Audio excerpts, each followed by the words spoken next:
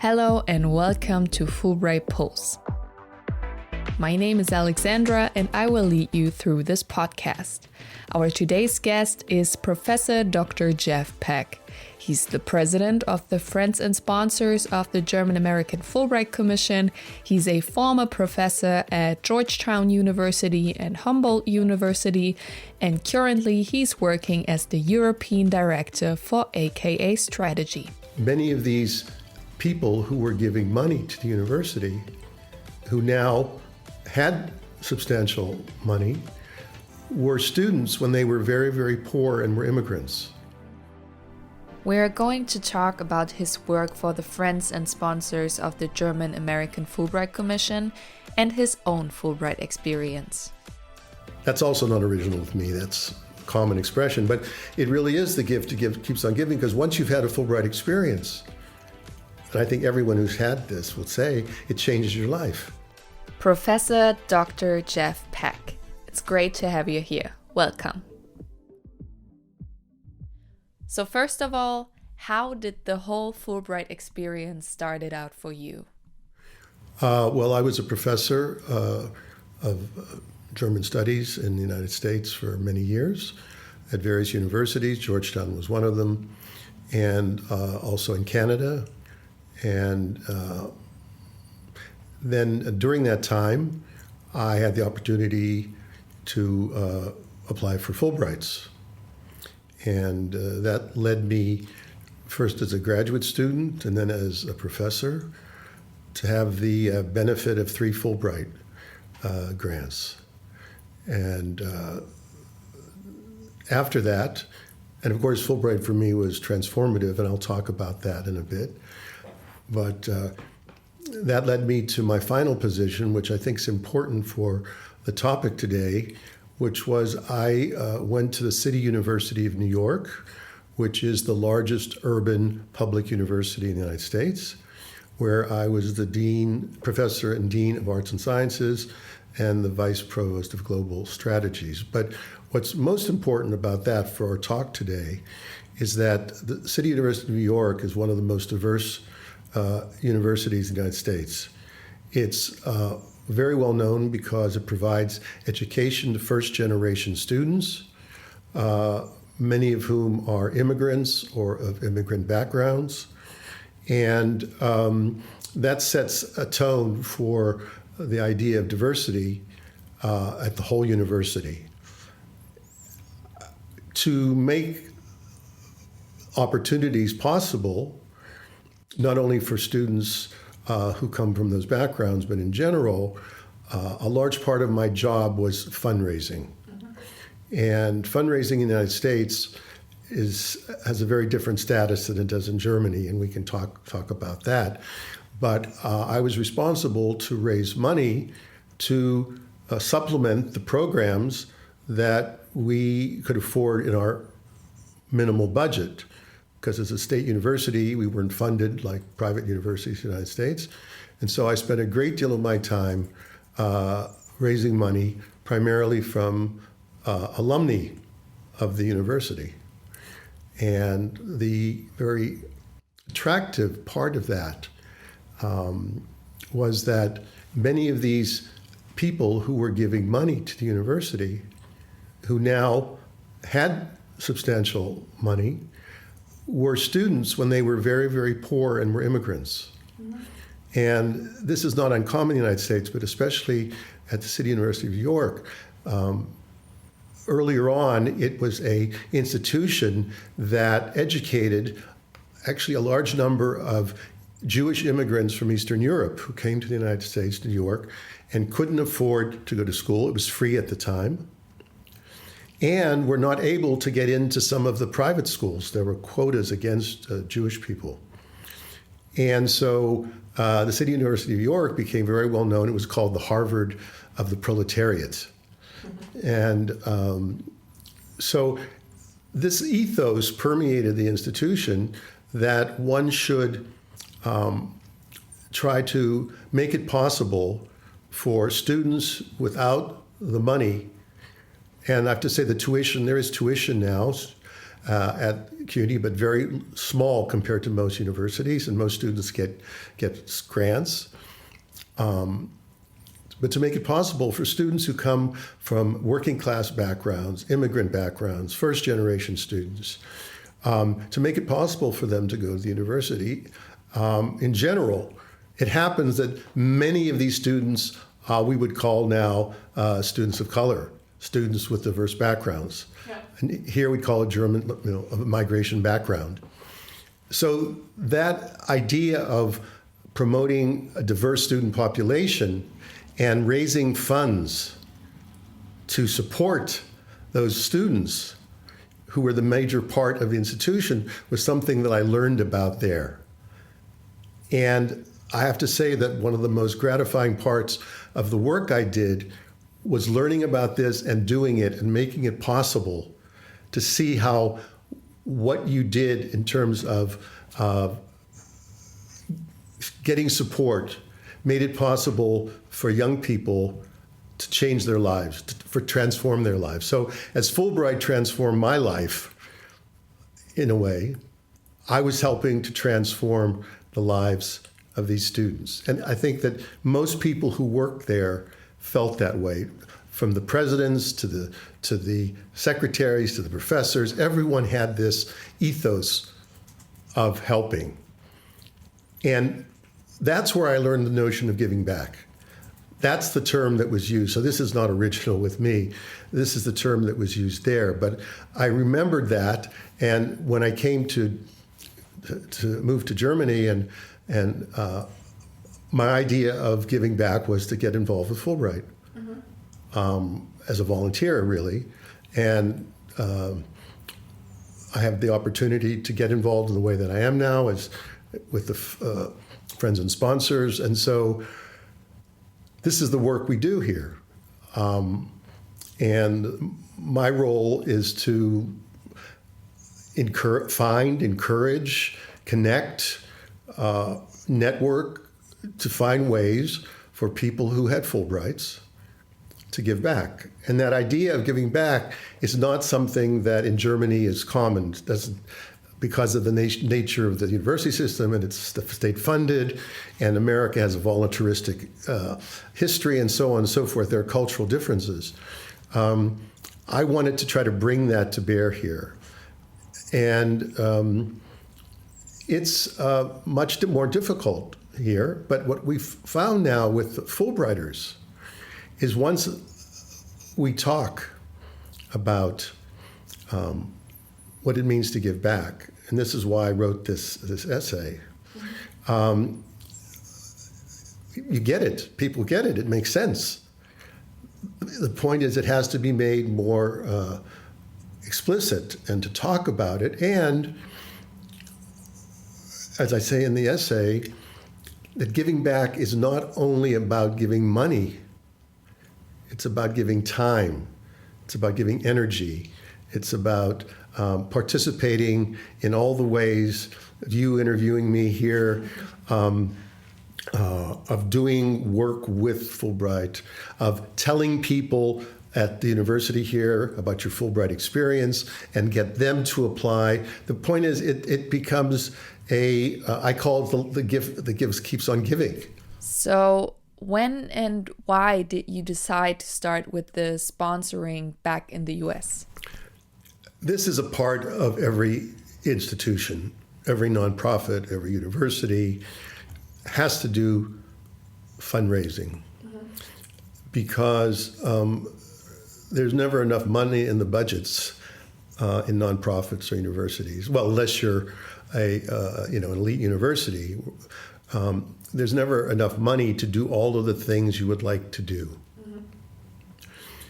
And I never took a class on how to do this. I just was fortunate enough to work with people who were professionals, and maybe just my personality and my interests, kind of person, I really took to it and I really enjoyed it.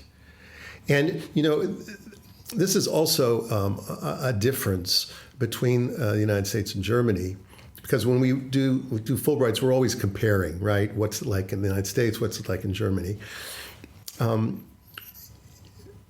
In the United States, one can talk about money.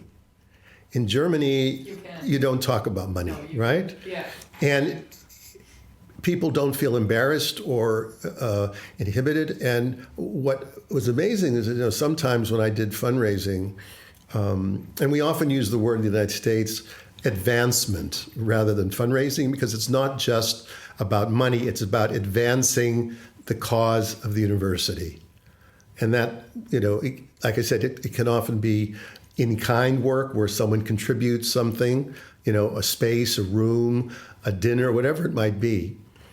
And again, this goes back to the voluntaristic tradition in the United States. It's the way it is in all organizations. They're always trying to raise money. But I wound up seeing that, one, there's nothing wrong with talking about money in this context because money offers opportunities. And when I would meet some of the people, as I said, a number of these people, when I met them, were quite old. They had been immigrants. They were very poor as children. And for whatever reason, they acquired money. And they want to give it back. They want to have other people have the benefit. I can't tell you how many times these people would talk like this. And I would go with the professional person who was there, who did this work, and we would meet some incredible people who would tell their stories about, as immigrant children, being poor, so on, and how they went to this university, and it gave them a free education. Many of them went at night. Many of them were working full-time jobs, but this is how important education was to them. And I have to say, now at the City University of New York, they have a different group of students. Now the students are from the Caribbean, from Africa, from Eastern Europe, but it doesn't matter. These are all the same type of people who have come as immigrants to try to make a better life, so on. But it was so gratifying to do this kind of work, because it's not just about getting people to give you some money. I mean, that's the way it sounds. And of course, there's an instrumental part to it. But it's really, and this is the core of getting money, is that people connect emotionally to something. Mm-hmm. I think all of us who had Fulbrights connect emotionally to our Fulbright experience. We met people, we made friends, some people, find partners, all kinds of things happened. And I saw that this is what I think is when you do fundraising in a kind of human way, is to tap into what people's experience has been. And it works when you start with this emotional connection to something they experienced that changed their life. And so I didn't see it. It was never work. It was interesting and fun. I met really interested people with fascinating lives who were now giving back. And it's so satisfying when someone gives you a gift. And I said these are larger gifts. Of $1 million, $2 million, whatever it might be, but also people who give gifts of $25, of $50. And probably the best part of the fundraising is that you actually see that these people get a chance to study and to grow. Exactly. That's what's so inspiring. Yeah. And that's what I try to do here. And that's why I'm glad to be able to talk about this, because in Germany, one doesn't talk about money in that way. There's fundraising, but not to the extent that's done in the United States. It doesn't have to be. Although I think in the future, there will have to be much more fundraising in Germany. Is to talk about it in a way that I'm doing here that shows it's not just about money. It's not just transactional. It's about connecting with people and giving them the opportunity to do something that shows how grateful they are for their experience. And it takes a lot of work here to get people to see it that way. With Fulbright, I'm finding now, it's not that hard because, again, Fulbrighters understand, right? They had their life changed. What's really good here with this position I'm in is we talk about a one Fulbright community. And that's something that we've been working on in the last few years with Daniel and the commission program with Andy at the Alumni Association, that we work together, the three groups, the friends and sponsors, the commission, and the Alumni Association. And we all work together to move this project ahead so that we have, we talk about this, we understand what this is about, we try to work together. Because when you do this kind of fundraising work, it has to be very coordinated. You have to have a vision in mind, a goal in mind, and you have to all be on the same page. And so it requires communication and exchange. And we all know different people in the Fulbright world. And so the idea, and this is why the Alumni Association is also very important, is it's broad, it's big, it brings in people. Young people. And I'm glad you mentioned young people. Yeah. Oftentimes fundraising is seen as what you do after everything is over. Mm-hmm. And one of the things that we are trying to do, and other organizations do as well, is to get young people who are applying for Fulbright to see that you become part of what's called the Fulbright family. We call it the Fulbright life cycle, right? Yeah. So that it's not only when you're done with the Fulbright and then we say to you, would you be able to help? But that from the beginning, when you in the process, you apply, you get a Fulbright, that we talk about this idea of giving back from the very beginning. And I know exactly what you mean, because during my first week of Fulbright, when I was still back in Germany, the Fulbright alumni introduced themselves. So they were there from the beginning on. So that's what you meant with the Fulbright life cycle. So it never ends. Yeah. It's so good that you say that, because that's what we want to, and that we do together is this one Fulbright community. We want to do this together, is to see that once you get a Fulbright, you're part of this network, if you want to call it. Yeah. And, you can do whatever you want to, stay engaged, that's all. Stay involved. Even, and I mentioned this in the essay, is that after you've been in the United States and you come back here and you get involved with the Alumni Association and the organization, that you talk to other people and explain to them what it means to give back. Right? I mean, giving back, which I think is a kind of a human quality, is appreciation. It's about being grateful, right? And we just want to keep talking about this, but also showing how it works and the benefits of it.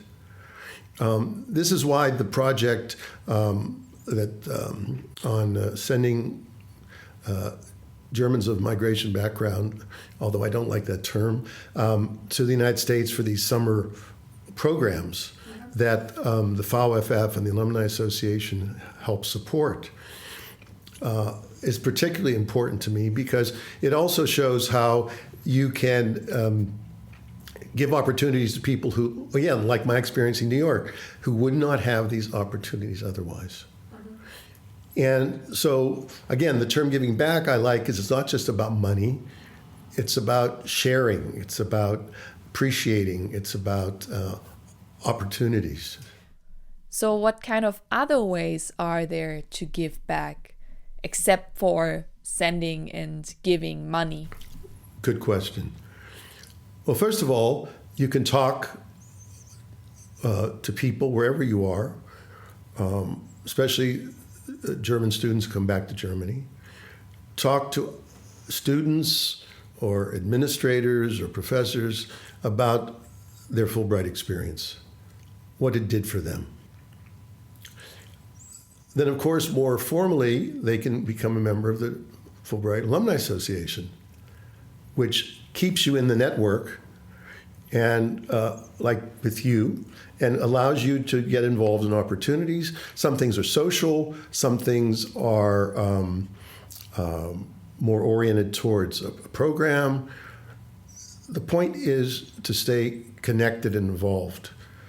And this is where I connect this idea of giving back to what I called in the essay social practice. Mm-hmm. I think as human beings, we're all interconnected. And we're connected also in social structures, social organizations, different kinds. And I think that being involved, it doesn't have to be with Fulbright, with any organization, being involved and helping people, making opportunities possible is a good thing. And I think it enhances society, it enhances the organization, but I think for the person doing it, it makes you feel good. Yeah, it does. It really does come back to making you feel good about doing something for someone else. And the giving back as a social practice is just another level of this. As I say, people belong to many different organizations. They help in different ways. They volunteer and so on. I think it's just a practice that makes the community, the civic community, stronger when people are involved in whatever way they choose.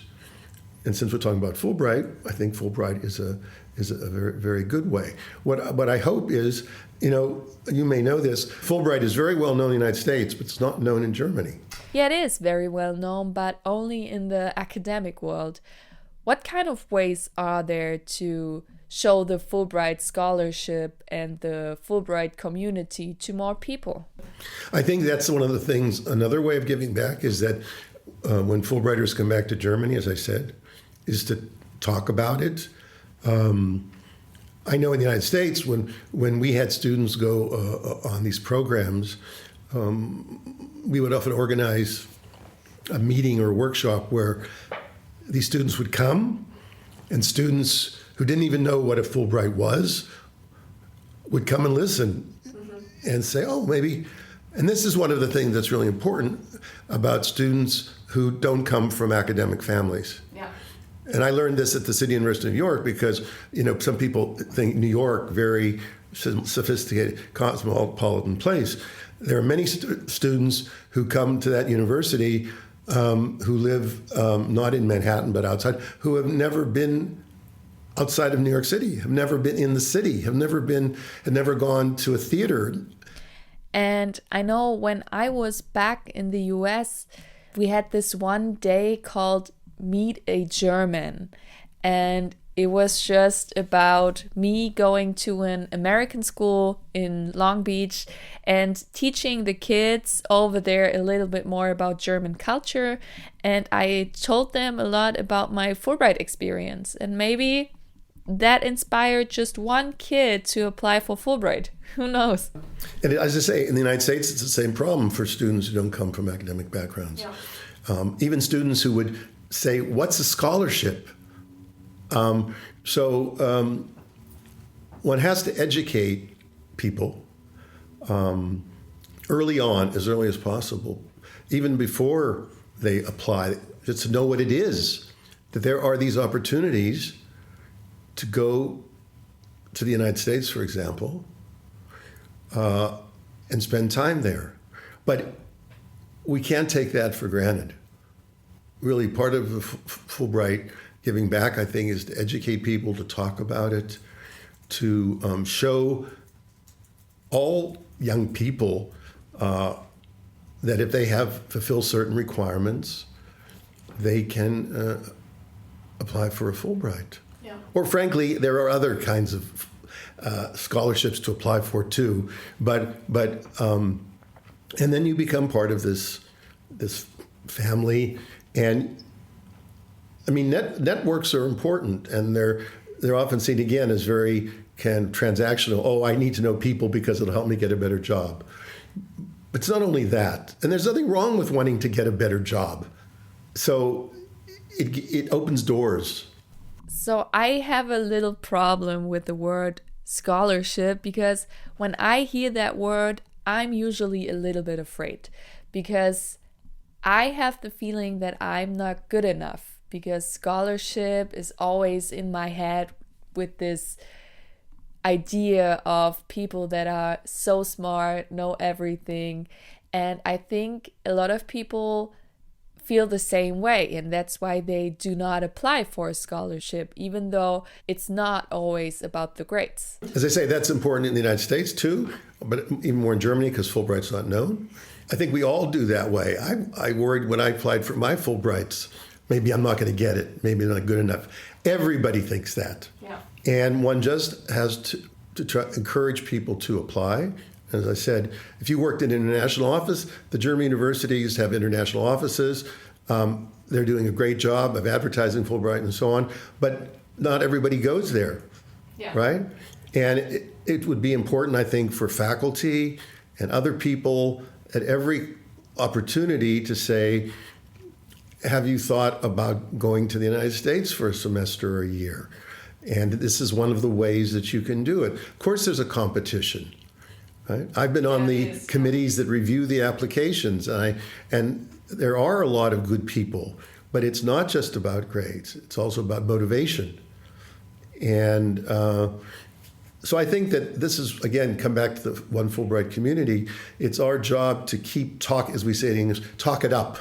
And I can say at this point of our podcast that I was just a regular student, but the commission probably chose me because of my motivation. And I'm very glad they did. You know, there's an interview process, and I'm always impressed by motivation more than grades. A lot of people have good grades to apply, but why somebody wants to go? Why is that important to them? How do they think that's going to affect their life or their career?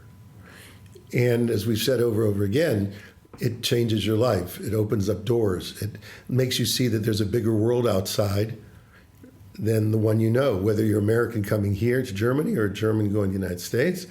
I mean, that's a principle, and if you worked in an international office, you know. I mean, that's just a general principle. I believe that students should leave their country at some point and live abroad. I think so too. Right. Yeah. It changes because what it does is it makes you have to look at yourself and reflect. Yeah. That's why I say in the essay about being more self-reflective and self-critical. And you get to know yourself even more. That's the idea, right? Yeah. It's not only about getting to know the other country. It's about getting to know yourself. Yeah. And now if we look back at your Fulbright experience, who were the people that helped you and educated you about giving back? I think this idea of giving back, again, in the United States, it's different. Mm-hmm. I never thought about giving back, to be honest. I don't think that organizations like Fulbright thought about it that much. Mm-hmm. They may have thought about it, again, at the end point. Now that you've had a Fulbright, perhaps you'd like to contribute, right? Yeah. But when I was working in New York, I saw that across the board, the idea was, and not just to apply to go abroad, is that because universities in the United States are dependent on fundraising, okay, to make more opportunities possible. They also realized, and I learned this when I was there, that they also are thinking we need to educate students from the beginning that idea of giving back is a good thing. And that's where I started thinking more and more about that and brought that along with me. And to focus not just on the end point, but the beginning point, and to talk about that when you get a Fulbright. Not to pass an envelope around, but to just say that, to talk about Fulbright in this way, that it's not just one way. You get money from Fulbright and you go and have just leave. And you leave. Yeah. Right. But that there's a responsibility. And isn't it great to go back to the US or Germany and you still have great connections to the other country, sort of like an invisible bond? Well, that's what I meant about it feels good. Yeah. Many people, not only with Fulbright, all these funding organizations do their thing and it's over. But should be a circle, just like you said. Yeah, it should be a circle. Because again, I think it's the way we should live in the world is to give back and be grateful all the time for what we have, and that it keeps going. You know, as I say, it's the gift that keeps on giving. It's a snowball effect, and you know, some people may choose that's not what they want to do. That's fine, but the more people that we can get to see it this way, and that's why again, it's to talk about it in this broader way of giving back, and not just we would like you to make a financial contribution. Unfortunately, that's the way a lot of the time it is. But this is I guess, an ethos. This is an attitude. This is a way of you know, living your life where you want to be connected and you want to be part of a community and you want to make that community better. And ultimately, I think that makes the world better. And the best part about the community is that everyone made a similar experience. We all had our ups and downs in the US or Germany, and that brings us all together. So one of my last questions would be, just like I said in the beginning, you're part of the friends and sponsors of the German American Fulbright Association. How can others now get involved? First of all, as I said, we have to educate people to think this way, is for people to inform themselves about what opportunities there are. Obviously, the Alumni Association is one of the best ways, is to become part of that. Also to find opportunities, or, you know, to go, if they're at a university, to their international office. Say, I just had a Fulbright. I would love to talk to students about applying for a Fulbright. Of course, you know, and again, in fundraising, generally people who are later in their careers have more money, but nowadays we have people doing very well at all stages. And again, there's nothing wrong with trying to raise money. And even if someone can give, you know, 10 euros, these things all add up. But again, I want to bring it away from money, just giving money, to being involved. If one is involved in other organizations, sometimes you can find a bridge to Fulbright, and maybe you co-sponsor an event with Fulbright. Fulbright's always happy, I think, to co-sponsor events. And again, it enlarges the circle. There are buddy programs. I think there are a lot of opportunities that exist, and people come up with other ways. You know, it really has to fit you, people working, how much time you have to do that. But the idea, I think, is to stay active in your thinking about this, and not to forget to think, oh, it's something I did. I'll just, as we're closing, tell you a story that really impressed me. When I was doing fundraising in New York, we went to meet alumni, actually, who were living in Brazil, okay? And they said to us, we've been waiting for years for you to come and talk to us because we want to give back and we didn't know how to do it. Oh. And I thought, wow. That's great. That was, and we shouldn't, just like being afraid to apply for Fulbright, I think we shouldn't be afraid to reach out to people who've had this, and see if they want to be part of it. They may not, but sometimes like I said, they're waiting to hear from you because they want to be part of the community, but they may themselves not know how to do this. So it really requires those of us who are involved in the organization to also get over our own fears of, oh, they're not going to be interested. Is to reach out when possible to say to people, look, you are a Fulbrighter, we're a Fulbright organization, would you like to be involved?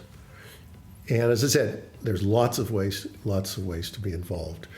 And that's why I'm very happy we're doing this podcast, because it's an opportunity for people to learn more about the Fulbright and the Fulbright community, but also this idea about giving back.